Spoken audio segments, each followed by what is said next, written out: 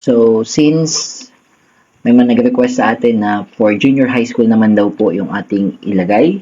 So, ngayon po ay magkapakita tayo ng Catch-Up Fridays Teaching Guide for Grade 7 na pwedeng-pwede nyo pong gamitin for the next coming Catch-Up Friday, March 1, or if ever na hindi nyo pa nagamit or gagamitin, pwedeng-pwede nyo po ito.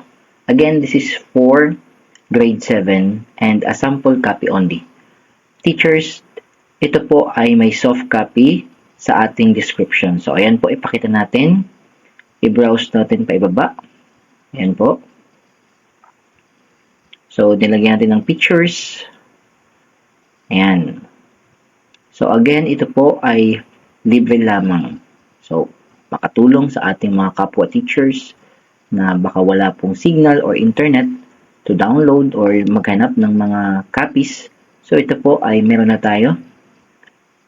Sample teaching guide na pwede nyo pong gamitin. Yan po. Okay, so again, ito po ay free. To get the soft copy, check po sa description ng ating video. So, dyan po nakalagay yung ating link. But then, teachers, tandaan po natin, ang ating pong mga video, since ito po ay free lamang, nilalagyan po natin ng password. Ang password po ay makikita ninyo dito sa ating video. So, sana po panoorin natin and ilagay po ang password sa file once na inopen natin. So, yan po. Thank you and check po for other videos na ating naka-upload sa ating channel.